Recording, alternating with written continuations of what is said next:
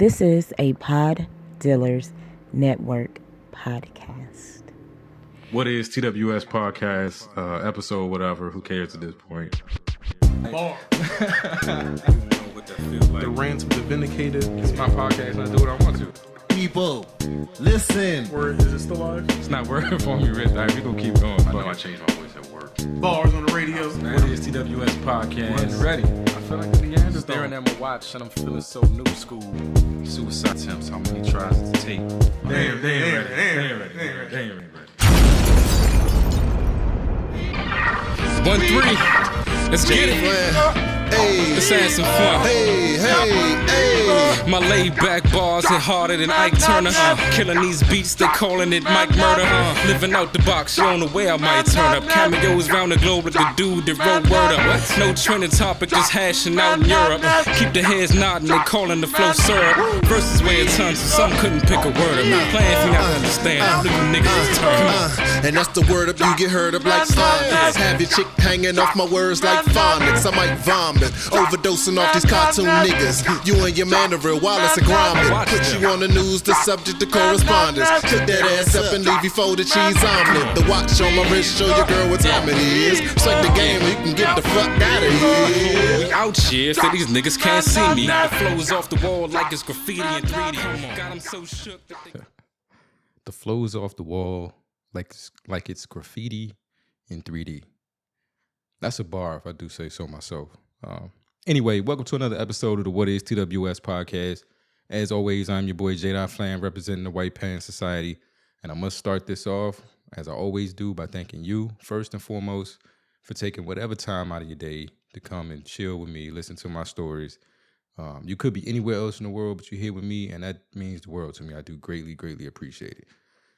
Man, started with that. That is Another Life. That is back in the day. That's me and my brother remixing that Jay-Z Kanye West joint, the Otis track.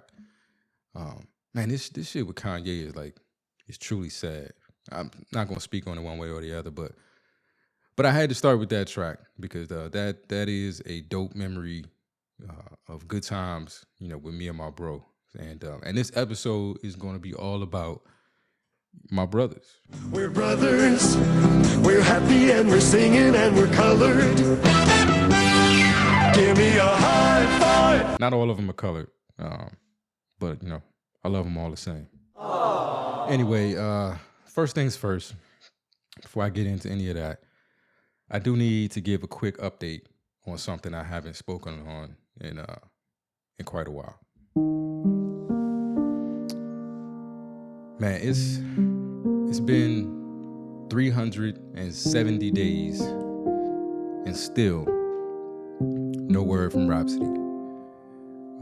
It was about a year ago this time that, you know, I made it known. I started my campaign to just have a conversation with Rhapsody. And to this day, you know, not a peep, crickets. You know, not even a shout on my birthday, you know.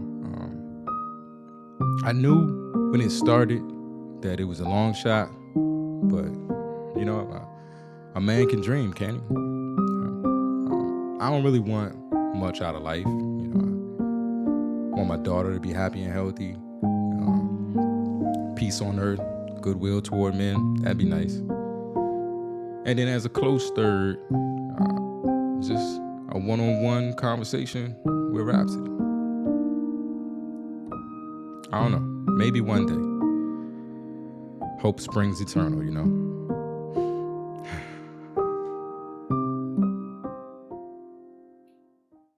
All right, enough of that. On to the show.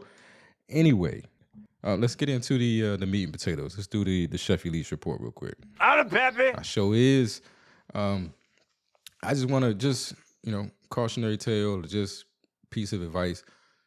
Flu and cold season is real this year. Like it's not a game. Like it's not a game. I've been sick multiple times already. You know, it's hindered my ability to record the show. And the first time I got sick, I think it was the flu. My daughter got diagnosed with the flu. I never went to the doctor because, yeah, that's what I do.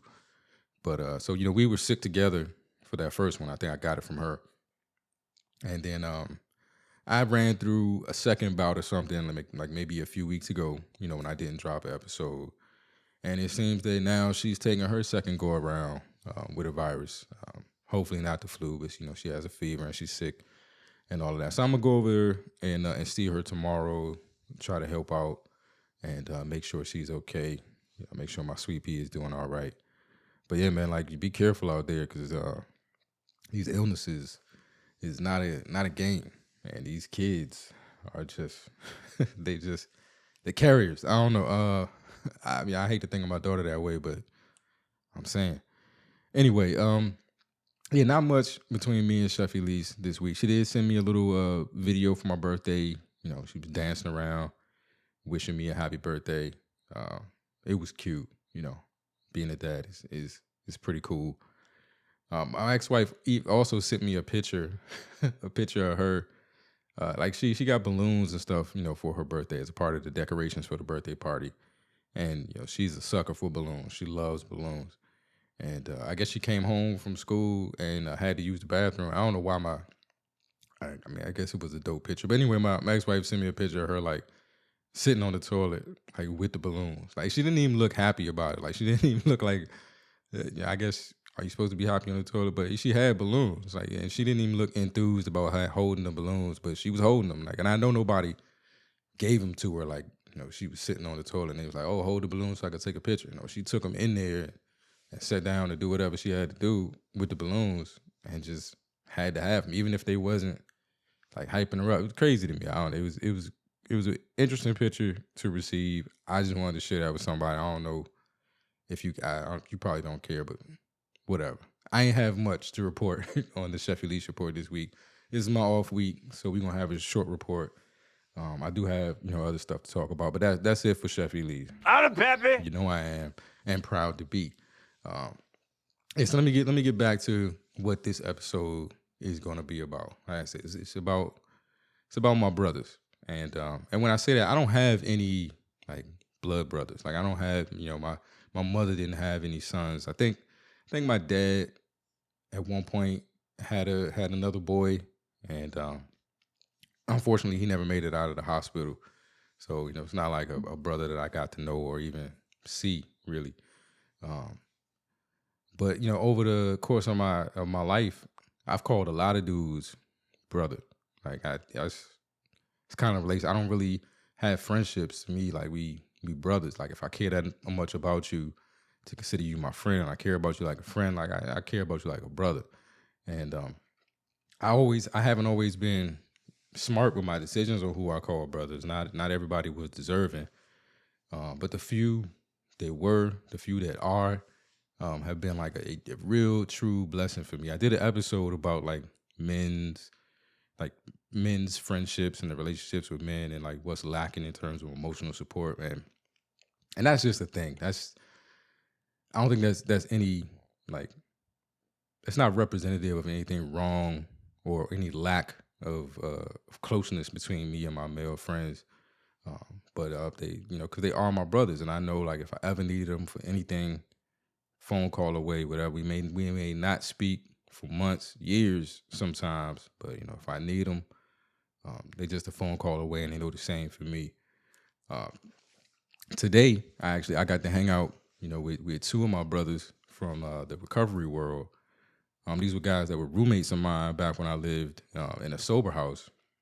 And even though I've been out of that situation almost 2 years now, we still remain, really close. I mean, like, close for dudes. Like I say, like some of that emotional support shit. Like, I tell somebody I got the flu, they be like, "Oh, that sucks, Felicia," that type of shit. But we still like super close. And so one of the dudes, Chad, who I talk about on the show all the time, is my white brother. That's one of the not colored ones. But he started a tradition. He's one of my ex roommates, and he started a tradition where we take each other out to dinner for one another's birthdays, and the shit has got out of hand. It's got crazy. It's gotten really crazy. Because we like to when we all first met, like in a sober house, you understand like what situation people are probably at in life if they're living in a sober home. Like I think at the time I probably was only a couple of months removed from, you know, my McDonald's career. I think I was back in IT, so I was back to making decent money. But, you know, I had just been, you know, a McDonald's employee. And matter of fact, like I guess I was put in a position where I was supposed to be spearheading like the opening of the house. Like I was what they call the charter member of the house. And I was supposed to go out and like try to get donations and people to donate furniture and money and shit like that so we could get this house kicked off on the right foot. But I'm not a salesperson. I'm not good at that. I don't enjoy asking for shit. Like I'm not comfortable with that. I'm not comfortable with people giving me stuff. And I absolutely, like if you do give me something, I'm gonna be appreciative of it and all. I'm not gonna refuse it, but I'm not gonna ask you for anything. I'm working on that, but that's just not who I am. So, you know, at the time when I was supposed to be doing all of this, I wasn't asking people for, you know, anything for the house. And so I spent so much money, you know, filling in those gaps of stuff I should have been asking for, you know, myself, that by the time I got into the house, like I was dead broke. I spent maybe like the first 2 or 3 weeks surviving off like popcorn and Frosted Flakes. Like that's where it was. And then, you know, these dudes, they moved in and they were at where they were at in life, you know. I think we was doing like, you know, landscaping and, you know, cutting meat at barbecue places. Like dudes we was doing what we had to do to stay out of trouble kind of situation. And so now that we are all in a much better place, and I'm so proud of like, you know, those men and like, you know, being able to watch their progress and like participate in it and feel like I had, you know, some sort of positive influence in that. And we're all in a much better place. And when we go to these dinners, we always trying to go someplace nice. Like we're trying to do something that we couldn't have done 2 years ago, 3 years ago, however long. And so, yeah, it's just gotten out of control. Like last year, not even last year, earlier this year, for Chad's birthday, we went to a Vince Young Steakhouse here in Austin. And they got like whatever, we each, all three of us ordered like the most expensive steak on the menu. And it, like when we do this, we're not, you know, like fuck budgets. Like, you know, we here, we're not gonna always be here. So, you know, if we here this time, we do it, we gonna do it, and we're gonna do it to the fullest. We getting appetizers, we getting, you know, whatever we want off the menu. If it's the most expensive thing, then fuck it, that's what we doing. And we go in. And that bill put a pause in me. Like that was the first night, that was one of the first times I got a bill for a meal, and like it just, like I needed silence for a couple seconds. I needed nobody to talk to me for a minute while I come to terms with what's about to happen to my account. Like just everybody shut the fuck up for a little bit while I figure this out in my head. It's going to happen. I got it. I'm gonna take care of it. I understood what we was coming into, and I wasn't doing it solo. Like, you know, the non-birthday brothers split the bill. I kind of like accidentally finessed my younger friend out of like $100 or something like that. It got crazy with the way we were splitting it, and ended up getting cash from somebody, and I should have been splitting that cash with him, and I didn't, because I don't know what I was thinking. We figured it out later, and I tried to offer him the money, and he was like, "Man, you've done other shit. Like, you know, it's just, it'll all balance itself out. Like, this is probably payback for some shit I already owed you." Like, that's the kind of friends and brothers that we are. And I'm just proud to like be in that situation with them where we don't ever trip off of shit like that. And that we can do that, you know, from where we were. But anyway, so that was Chad's birthday, where we all got these like $90 steaks with like the a la carte sides and dessert and everything. The cool thing is we all sober, so, you know, the drinks is usually I normally do water, and not because I'm being cheap, just because, you know, I don't know how I got to this place, but I'm in a place now where like that's just my preferred beverage. At home, I drink water most of the time. So when we go to these places, I drink water. One homie is like super fit and he was a vegan. I don't think he's doing that shit no more, thank God. but so yeah, he drinks water, and then like Chad may get like a unsweetened tea or something like that. So our beverage budget is pretty low, so we get to spend that on other shit. But that was the biggest one we had done to date for Chad's birthday. And I took offense a little. Like, I was like, man, brought us out here, hit us with this super check. When my birthday come, I got to match. Like, I can't be outdone. I got to match it or do better. So, you know, it was time for me to choose where I wanted to go for my birthday dinner. And I picked this restaurant. It's a restaurant I had been to before, but the only other time I had been there was because somebody gave my ex-wife and I a gift card to this restaurant as a wedding gift. You know, as we went there and like somebody else pretty much paid for it. So, you know, we were going, and even then, like, we was staying within the confines of that gift card. So we ain't had a full experience. I'm like, man, that's where we going. We going there for my birthday. And then I started, as soon as I said that's where I wanted to go, and Chad was like, bet, we can do that. You know, you start fantasizing about your meal. So I wanted to go check out the menu. And I looked at them prices and I was like, oh shit, what have I done? Like, what have I done? I ain't mean to do this to my friends. Like, I you know, this is not what you do to people you say you love. Put them in a position where now they on the hook for shit like this. And so I was feeling some kind of way already approaching the dinner. And then we get there and it was crazy. One, like, Chad, like, that's my homie. It's my brother. Love him to death. But I don't think I have seen him in a pair of long pants ever in the entirety of our friendship. Like, I've just he wears shorts and t-shirts and sneakers and a hat everywhere. Like, that is his wardrobe. He recently got engaged and I was talking to him about, oh man, like, oh shit, does this mean I get to see you in a suit? And he's like, fuck no. Like, we going to the Justice of the Peace. It's gonna be another day for me. Like, that's how I'm rocking. Like, that is Chad.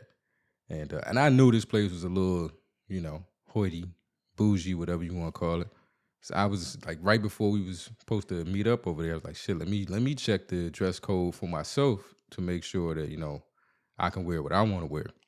Cause I'm in a place now where I ain't ironing shit. Like, I used to be the ironing king. I got one of them steamers. I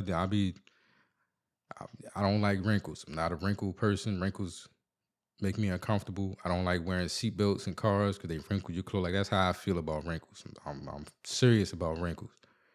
But I've gotten to a place now where I've been in Austin so long, I don't give a fuck anymore. So, you know, I'm not ironing nothing. I typically wear jeans everywhere I go. And I typically wear t-shirts. I wear, like, what is TWS merch everywhere I go. I knew I wasn't going to be able to do that for this spot. Or at least I thought I wasn't going to be able to do that. But I just wanted to check. So I checked, and I'm looking off the dress code, you know, what you can and cannot do. And right there, it was like, no hats. And, like, we have legit walked away from places because they wouldn't let Chad in with his hat. So I was like, oh, shit. Like, so I hit him up immediately, and I was like, dude, you know, they don't allow hats. Is that gonna be cool? And he's like, yeah, we'll see what they say when they get there. And he's a bigger dude, and he's white, so he don't really have that, like, fear of being an angry black man. You know, when he goes places, if he don't like something, like, he got no problem, like, letting everybody know he don't fucking like it or he ain't taking his hat off, that type of situation. So I ain't know what was gonna go down. But this is true friendship. We get there, we go to check in, and this is great customer service. We go to check in for our reservation, and the lady didn't say, sir, you can't wear that hat in here. She didn't say anything like that could have been possibly confrontational. What she did, which was fucking genius, and this is just a tip, she just offered him the solution. She didn't say you can't have a hat. She just as soon as she saw it, she said, oh, can I check your hat for you? And he was like, all right. You know, like I don't know. I guess that just smoothed it over. It's like, you didn't tell me what I can and cannot do. You actually just offered to help me. So he checked his hat. He took his hat off and had an entire meal without a hat on for my birthday. It's fucking friendship. Fucking friendship. That's how dudes express love. It's dope. I appreciate it. But that was already a sign of, like, where we were and what was getting ready to go down. Then we get to the table, and, like, in this post-COVID world, like a lot of places you go, even nice places, don't give you menus anymore. They'll show you a QR code or something. You gotta pull up the menu on your phone and and figure out what you want that way, that type of shit. This place still had menus, but the menus was tablets. Like they brought like e-ink tablets with like backlit screens, for everybody. And they was in like menu holders, the little folder looking type shit. But they was straight up tablets. And I was like, oh shit, like they not playing. Like they seriously not playing. And then when you start looking at the menu and there's a lot of shit to say market price on it, like, oh no. But we did it. We did it to death, and it was dope. It was an amazing meal. Spared no expense. We got what we wanted, several appetizers. And I think some of that is like us flexing on the people in the place that probably can tell.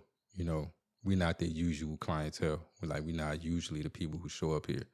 Like Chad took the hat off, but he was wearing shorts and a t-shirt and sneakers. I was wearing tennis shoes, but I tried to make them like some nice tennis shoes that you might mistake. So I put on my Cole Haans or whatever for this situation. But I had my jeans on, a little polo, But we definitely, it was people that was suited and booted and came there to take pictures. Like this was, special occasion type shit. And we just came in there like we was going to Wendy's or something. But it's, it's what we do.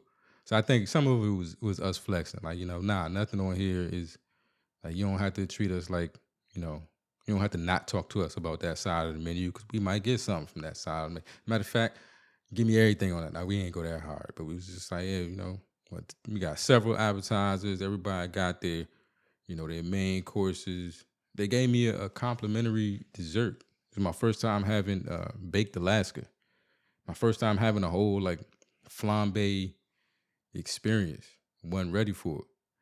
And this is how, like, serious I am with the sobriety thing. Like, it fucked with me a little bit. Like, they came and they poured the stuff on there and it was on fire and stuff. And I was like, man, I'm like asking people, like, the alcohol burns off, right? Like, all the alcohol burns off. And, and that was the consensus at the table, was like the alcohol burns off. Cause I don't fuck with NyQuil. I don't use like vanilla extract that has alcohol in it. Like I alcohol free everything. Like it's not that I truly believe that if a drop of alcohol gets into my system, I'm going back down that road. But I'm so afraid of ever going back that road. Like, why would I risk it? Like, give me a reason good enough to risk it. So I was nervous about the whole flambe situation, but it was all right. I probably won't ever do baked Alaska again. It wasn't nothing crazy. And I didn't like the flavor that was left over from what I guess it tasted like rum, whatever they must have poured on this thing, whatever liqueur or whatever. It was off-putting. I ain't like it. Like, that's a blessing too. That's a blessing. Because the way I went, we'll get into that later. But the way I went, I've been licking the plate or some shit like that. But anyway, yeah, it was a very, very dope meal. Everything was amazing. It's probably one of the best meals we've had, in my opinion. I think most of them would agree. And we just sat, we chopped it up, and we was bros, and it was a good night. I was truly impressed with the place, like right up until they brought us the check. Like everything was just like top notch, right up until they brought us the check. Like I said, they brought us the menus, and the menus was on like e-ink tablets, and the shit was hilarious. Is like I think it was like time for dessert. And they told me they bringing a complimentary dessert for me because it was my birthday. And Chad was like, well, you got a dessert menu? And the dude was like, bet, I'll be back. He didn't say bet. He said something far more professional and bougie than that. But he tipped off. And when he came back, we was in mid-conversation. And he just like set the menu down in front of Chad's face. And it's backlit. So like all of a sudden, just out of nowhere, like Chad's face is blue. And it's a menu. And like, he ain't even say nothing. It was, I don't know. It didn't cost them anything on the tip because it was funny. And I guess it was good customer service. But whatever. But they brought us the bill, and it's my birthday, so I didn't have to reach or pretend or any of that type of shit. I knew where it was going. And but I saw him open it, and it was backlit too. I saw a light and I was like, oh shit, you know, they even put the bills on little tablets.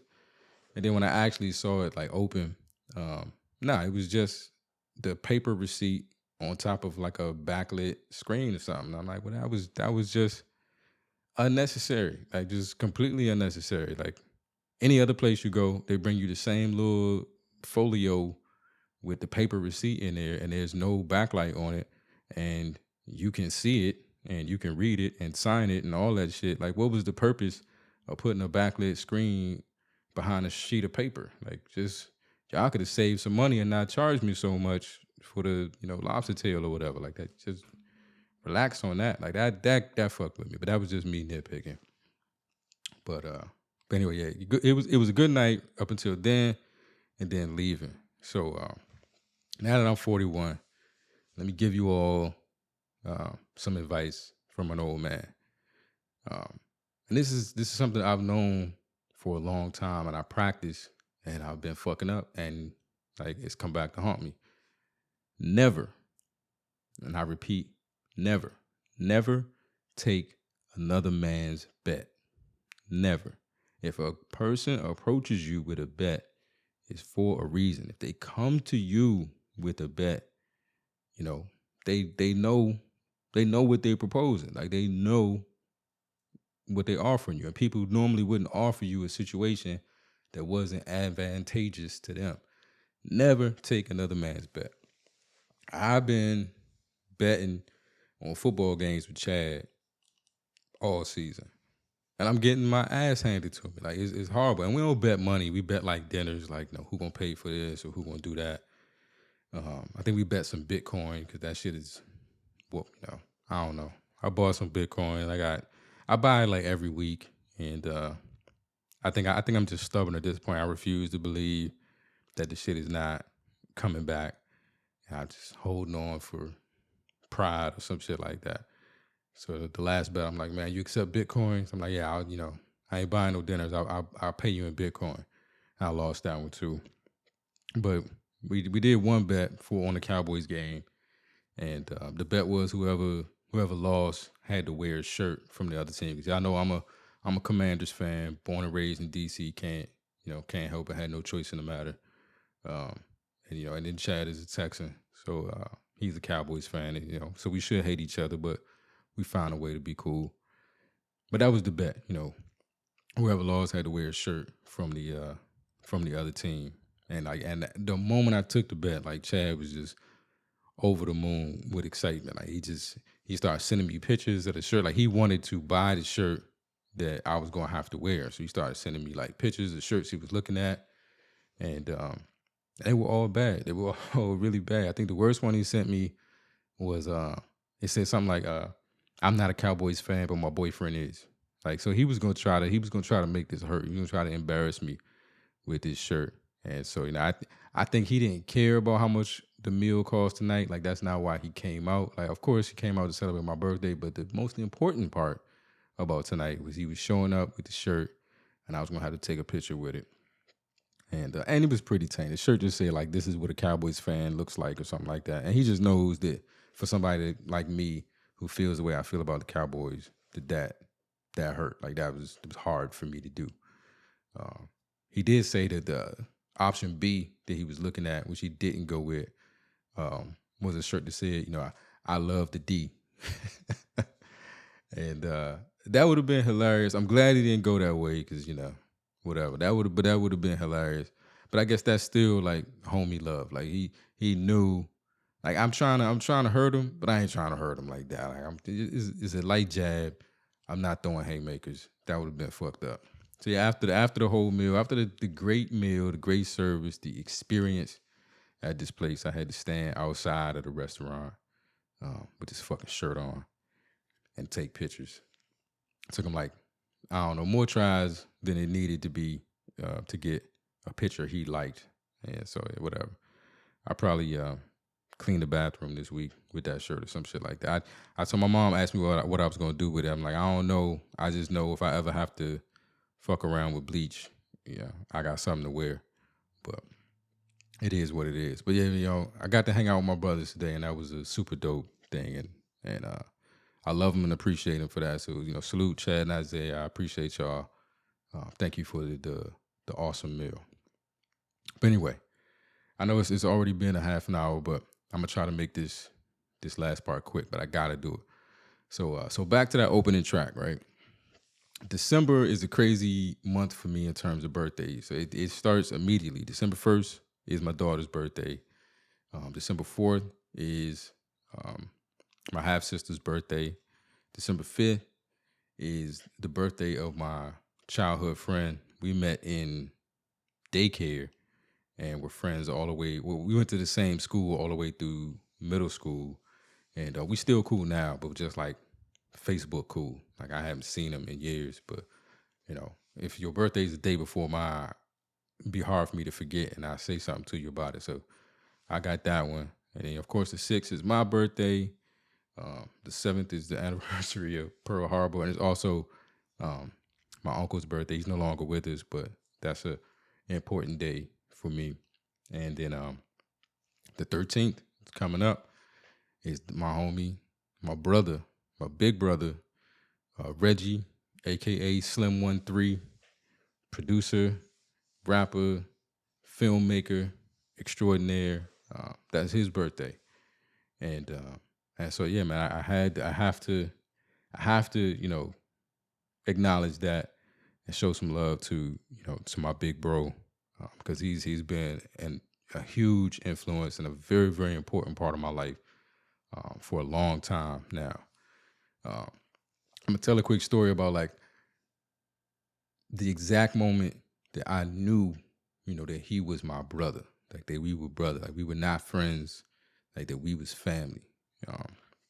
And so this is the story. This is the story of the chicken slap of 05.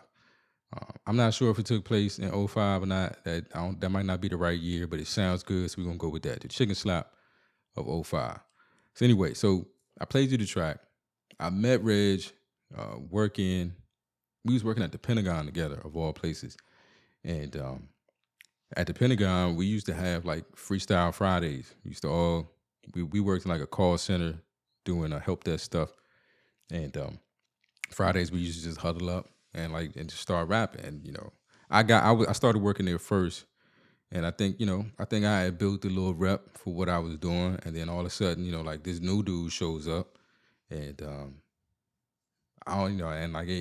he was actually making music. Like he made beats and like, you know, he had like full on songs and stuff. I felt like he was like taking my shine or whatever. But he came in with a song one day and it had an empty spot on it. And I thought it was dope, so I wrote something to it, and you know, I let him hear it, and he was like, "Oh yeah, man!" Like, next thing I knew him, you know, I'm at his house. We recorded the joint, and it was just, you know, and we was tight ever since. But anyway, so that was like my recording at home. He had a label, Respect the Game Entertainment. You know, I became a part of that. I met, you know, other dudes through that, you know, we all rapped together, and we all became like family. And the coolest thing about it is, you know, like I am a pretty square dude. Like I'm from the suburbs. You know, I went to, you know, like inner city schools and stuff like that. Like I've always been adjacent to that shit, but I've never been like in it. You know, and my mom was not gonna allow that to happen. You know, I'm not a hood nigga, just a nigga from the hood. I'm not even from the hood. But anyway, but they love me for that. Like, you know, meeting Reg was like one of the first times I felt like I could be me and I could be seen as me and not have to pretend to be something that I wasn't. You know, they would check me if I ever wasn't, you know, being me. If I ever did try to, you know, pretend to be what they were, you know, that was a problem. It's like we would do these records and they're like, you're supposed to be the voice of reason. You're supposed to be this. You're supposed to be that. You're not supposed to try to sound like us. We love you and we think you dope because you sound like you. So always be you. And that was amazing for me. Like I hadn't had that before. And so, you know, like I loved being a part of this thing. And so anyway, so Reg used to throw parties at the, you know, the studio, which was his condo, you know, whatever. And, you know, we'd always be there. And everybody knew, you know, who we were and what we were doing. So when we came to the parties, you know, music was always a big part of it. And And I think a lot of people know me for like, they know I'm a I don't want to say super fan, but I'm a very musically driven person. Like music is everything to me, and hip hop is everything to me. So people do like hearing my opinions on certain things. They like to ask me about certain songs or certain tracks, certain artists and whatever. And so it's, back then it was always a conversation. Like man, like talk to Flan about this, talk to Flan about that type of situation. And so then I was also known for having controversial opinions. I don't want to say I still am not, but I don't know that I am. I've never been a huge Tupac fan. And as a black man, this might be, I might get canceled just for that. This might be my last episode. Pay attention to the outro because it might be for real this time. But I've never been a huge Tupac fan. So I was always getting in debates with people about Tupac. And I tell people now, I'm a laid back person. I'm super unbothered. I really don't give a fuck about 99.9% of shit that people be talking about. But if you catch me on the 0.1% of things that mean something to me, I'm going in. I'm not pulling back at all. So, but you got to kind of know me to know that. If you just around me, I'm quiet, reserved. You don't think that this dude is going, have an emotional outburst about anything at any time soon. So we at this party. It's a bunch of folks there, people I don't know. Red just making little party wings or whatever. That was the thing back then. We was big into these party wings at the studio. I was usually intoxicated off of one or more substances, and so as long as I hadn't taken it too far, food always sounded like a good idea to me. So we had the party wings. Everybody's eating. We having a good time, and the whole Tupac thing comes up. And so I think I'm on the balcony and I'm having a discussion, and it's like me against the world, pun intended. But of course I'm alone in my opinion. So I'm having that thing, and it's getting heated. Dudes don't like having that conversation, and then that's one of the subjects I get emotional about. So it's getting real.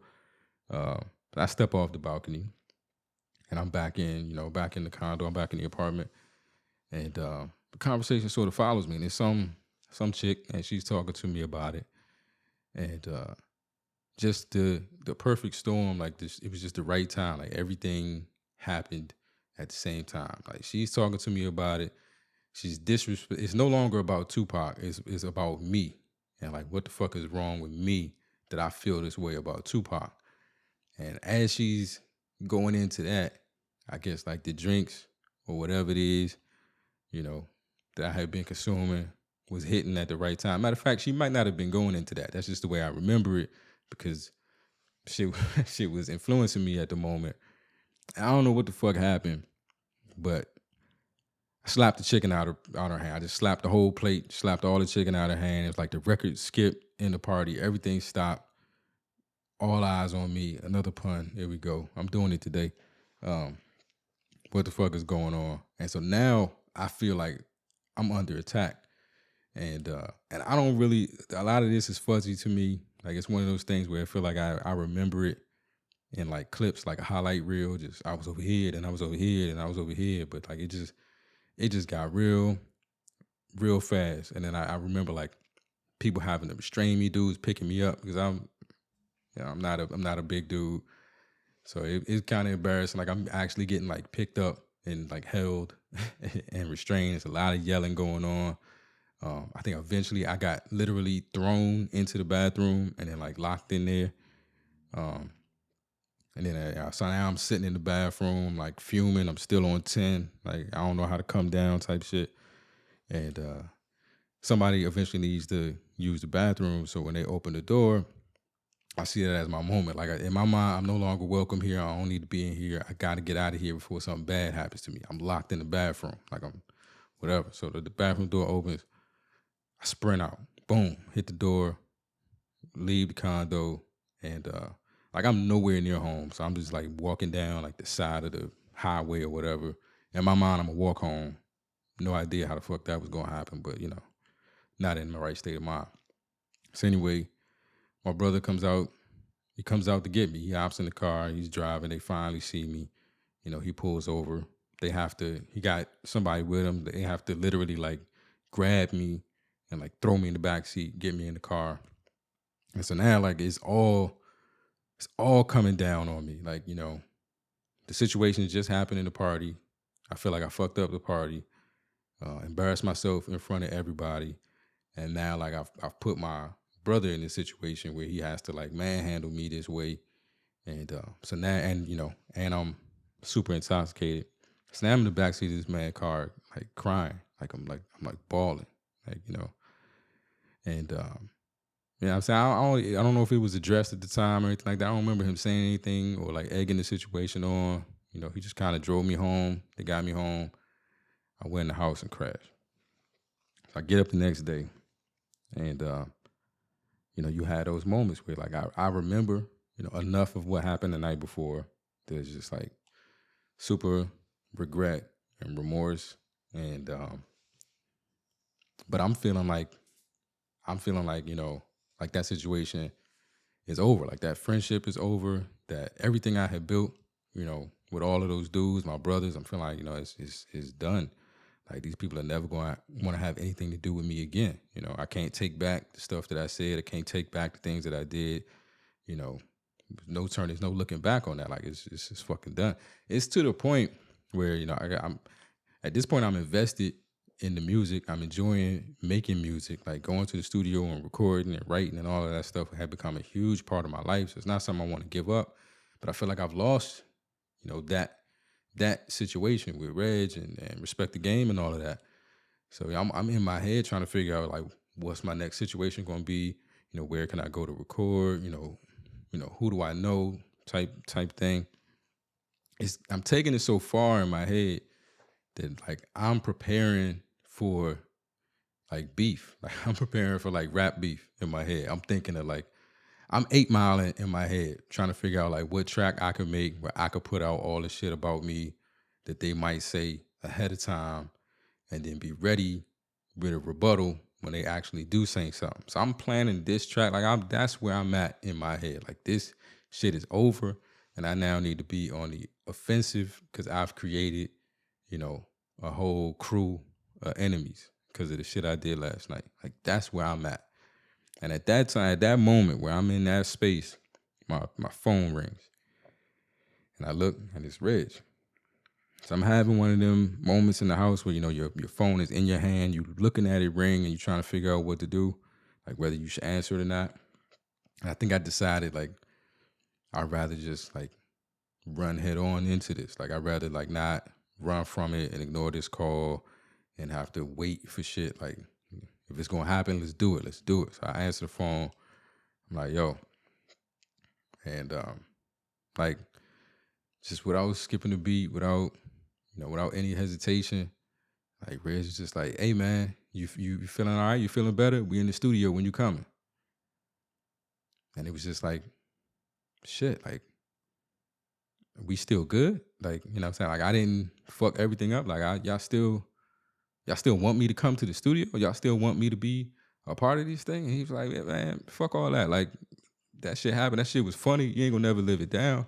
But, you know, like that was nothing, dude. Like that's just some shit that happens. You was drunk, you did some shit, you know, whatever. Like moving on. Like we got things to do. We still like we family. Like your family don't end like that. Like it don't just happen like that. And it was like, and that meant everything to me. I thought I had lost everything. I thought I had lost, you know, my family, like the people who really understood me more than anybody else and who appreciated me for who I was. I thought I had fucked all of that up. And it was nothing to them and to him specifically. And I don't think it's ever been brought up again to this day. Like we joke about the chicken slap. Like that's a thing. But don't nobody go and say, yeah, man, and you said this and you did this. It was just slap the chicken out the chicken hand, and that's that's the punchline, and that's all we ever talk about. I don't know. He took one day on that Otis remix. His last bars, something like, you know, I got him nervous coming around me like whenever Pusha Man drinks. Pusha Man was a moniker I had taken on. I made this like Curtis Mayfield cover, but and yeah. So like the whole end of the song is like me, screaming about my homie going on me, But it was just, again, it was a light jab. It was just what brothers do. But nah, he never treated me any differently. Never. He's been around for so many of my escapades and the crazy shit that I've done, and and just always been there to pick me up, get me home, make sure I was okay the next day. And I love him for that. That's my big brother. So yeah, man, I hope he has a dope birthday. Wish I could be there to celebrate with you, bro. But I know you're gonna do it big. Man, I love you, thinking of you. And to everybody that I ever called brother in life, I meant that shit when I said it. I don't know, regardless of where we are now, I care about you, want the best for you. We may never be able to be as cool as we were, but you can always be a brother. You always got a brother. You always got somebody that'll look out for you if you need them to. So, yeah, with that being said, I'm going to get the fuck out of here. Shouts to everybody with a December birthday, all the Sag crew.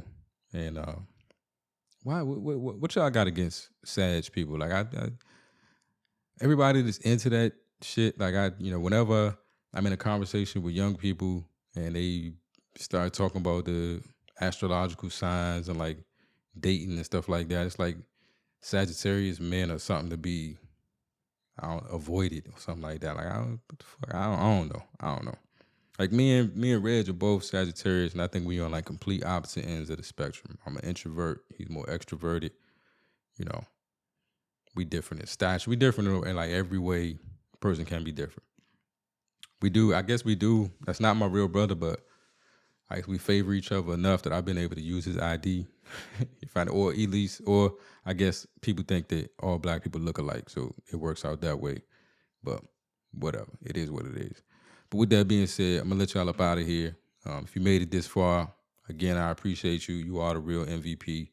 Please hit up the website, whatistws.com/store, and check out the merch. It still is hoodie season, even though I got to put the AC on in my apartment for whatever reason. It is hoodie season. So you can use coupon code hoodie season, HOODIESZN, to get 20% off your entire order. It's just like the cold weather stuff: blankets, hats, hoodies, long sleeve shirts, all of that. 20% off hoodie season. Hit up the store, help me out. If you like what you heard, leave a review. Share it with a friend. If you didn't, leave a review. Let me know what's fucked up about the show, what's dumb about it, whatever. I take criticism well, I think. Kinda, maybe. I'm not gonna drink about it. But it is what it is. Shouts to the Chime In podcast and the Thing About Us podcast, man. Like I see everything and I appreciate the support. It means a lot to me. I think both of your shows are dope. And the fact that you think something I do over here is entertaining as well is just the biggest compliment you could possibly give me. You don't understand, but I appreciate you guys. If you're listening, if you have not checked out Chime In podcast or the Thing About Us, please check them out. Both dope shows. But thank you guys for the support. And with that being said, y'all be easy, y'all be safe, and be the light. And know this: if you know nothing else, brother, sister, whatever, I love you. Holla. Last call for alcohol. Yeah. If this is it, like if this is the last joint, if this is the last hurrah, it's the last call for alcohol, baby. I gotta say, whether you knew it or not, it's pretty much at the finest bar establishment, the finest spirits and libations y'all could have had, baby. You might realize it now, you might have realized it back then. You might realize it later. Love.